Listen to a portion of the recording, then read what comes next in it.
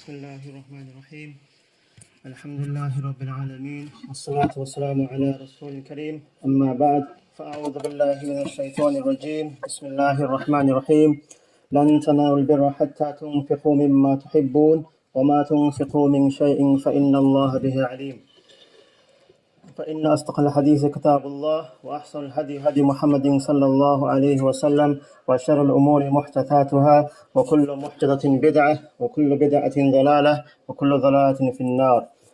وبالسند المتصل منا الإمام الحافظ أبو عيسى الترمذي رحمه الله رحمة واسعة إلى يوم الدين ونفعنا بعلومه وبعلومكم وحشرنا في زمرته آمين. أنه قال عن أوس ابن أوس رضي الله تعالى أنه قال قال رسول الله صلى الله عليه وسلم من اغتسل يوم الجمعة وغسل وبكر وابتكر ودنا واستمع وأنصت كان له بكل خطوة يخطوها أجر سنة صيامها وقيامها. قال الترمذي حديث حسن. All praise be to Allah Ta'ala and peace and blessing be upon Nabi Akram sallallahu alayhi wa sallam. As you know, today is Friday, so I'll mention one narration regarding one of the virtues of having ghusl on the day of Jummah. Nabi sallallahu alayhi wa sallam states that whoever performs ghusl on the day of Friday and does ghusl properly, completely, and goes early to Jummah, and arriving early, he gets close to near the Imam and listens, and is silent throughout the khutbah, then there will be for him, in every step he takes towards coming Jummah, the reward of a year of fasting and standing in prayer. And this is recorded by Imam Tirmidhi, and he states the hadith is good, is Hasan. So now we should try our best. If you get time, then before, I know we have uni, but if you can before, you should try to have ghusl at least on Fridays for the sake of Jummah, to come in that virtue. So now moving on the topic that I have chosen, or I've been given, which is charity. As you know, around the world, our Muslim brothers and sisters, even human beings as well, that a lot of people are suffering. They're not fortunate like us. Alhamdulillah, we have shelter, we have food on the table. When we go home, most of us, our parents are providing for us. So alhamdulillah, we have food to eat. There are many people around the world that don't even have, probably not even dates, not even clean water to have. So that's why sadaqah, or giving charity in general, is very, very important. So charity has a significance in Islam as well. It's one of the clearest indication of and most truthful signs of one's sincerity in one's faith. Because normally, as human beings, our hearts are inclined towards money. That we love earning money, and we love to spend it only for ourselves. So when someone contradicts his nafs, his heart, and he does it for the sake of Allah, that's like a proof itself.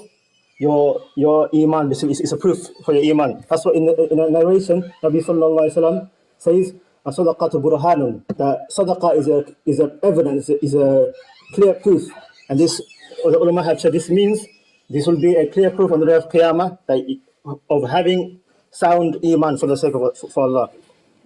And even money, having money is not the problem, but the problem lies in having love, having muhabba for the money. Because we have to earn, we have to live. So money is not the problem.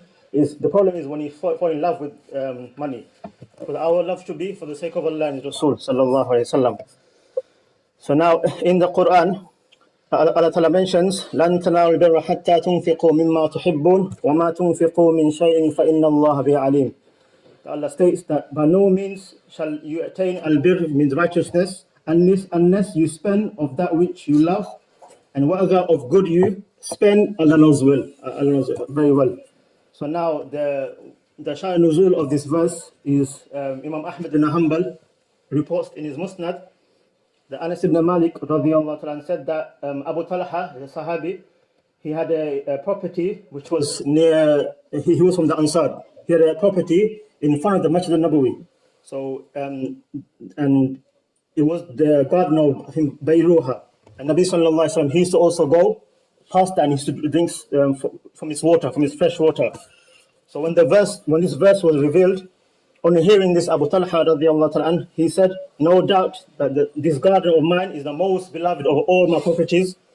So now I want to give it for the sake of Allah. So subhanAllah, you can see the Sahaba, how much love they had for Nabi sallallahu alaihi wasallam and for Allah and His Rasul, and for Islam itself, in benefiting Islam.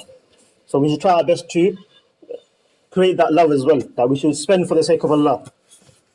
So as you know, the real shukr is to spend whatever Allah Ta'ala has given us, because Allah has given us the earnings.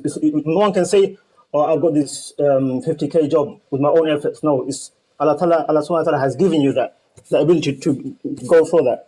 So you should show shukr and be grateful and spend some for the sake of Allah. Even our energy that we have, we should spend it for the sake of Allah, because there are a lot of people that are not healthy. They can't even go to the masjid because of health reasons. And there's another narration regarding Aisha radiallahu ta'ala anha. Once a beggar came to her house. That was after the demise of Nabi sallallahu alaihi wasallam.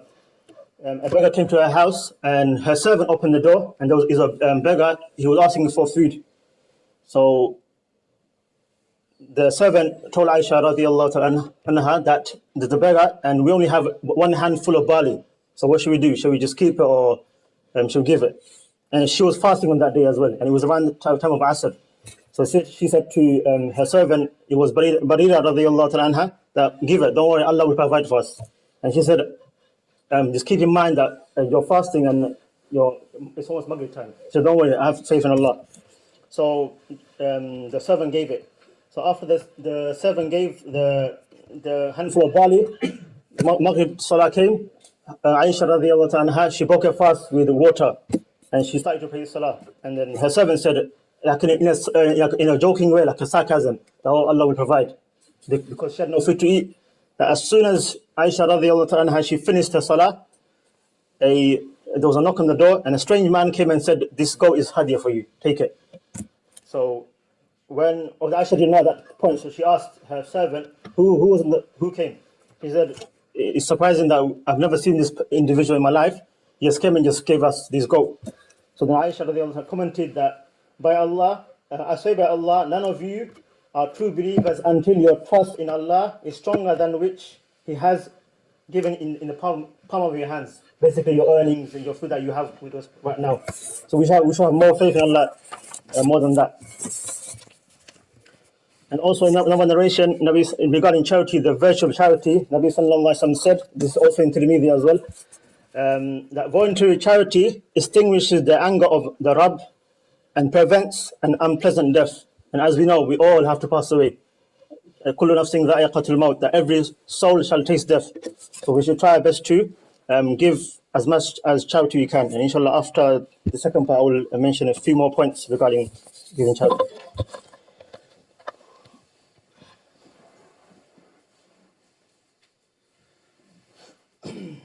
Bismillahir Rahmanir Rahim.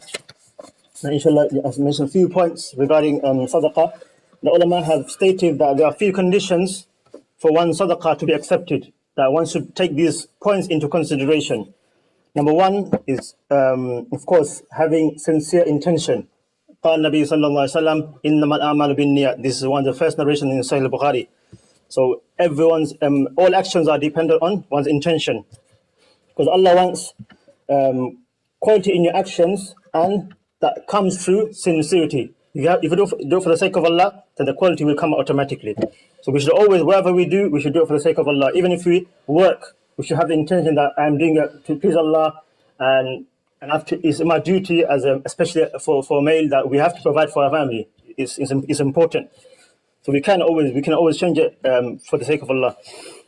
And number two is that we shouldn't boast in giving charity. I will say, I gave that much to the masjid, I gave like 10k to the masjid, so and so. We shouldn't boast. We should be humble and give it.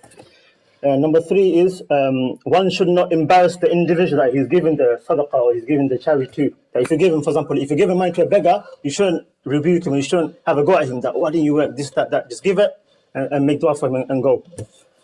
And finally, we should give sadaqah to those who are entitled to it. You shouldn't give it to someone who's rich. I'll give sadaqah to you. You should give it to someone that needs it. So inshallah, if you, the ulama say, if you take these points into consideration, then inshallah, your sadaqah will be accepted by Allah subhanahu wa ta'ala, inshallah. Now, I'll finish by narrating one more hadith. The Nabi sallallahu alaihi wasallam said that when a person dies, his deeds are cut off from him except three. Number one, which is related to our topic, sadaqah jariyah, continuous charity. And number two is ilm, seeking knowledge from which benefit is derived, the ilm al-nafi'ah. And number three is having a righteous children that pray for him, that waladun salihan. Now, as we know, when we pass away, our deeds, for example, salah, fasting, they all terminate as soon as we pass away from this world. However, these three amal will carry on, inshallah, if you do this, especially continuous charity. And one note regarding the last part of the hadith, waladun salihan, the ulama have mentioned. Salihan is Hafiz ibn Makki, rahimahullah, he mentioned that waladun salihan, it refers to a mu'min, a believing child, because even if a child is not as practicing, I'm sure the scholar says that after a person's parents pass away, he will at least make dua for his parents, minimum, even though he's not as practicing. So he says that this refers to mu'min. And other ulama have said the reason Nabi sallallahu alaihi wasallam said salihan is an encouragement for parents to raise their child as a pious individual, or to encourage him to seek ilm al-nafi'ah. And may Allah give us the ability to give as much as charity we can. Wa akhir da'wana alhamdulillahi rabbil alameen.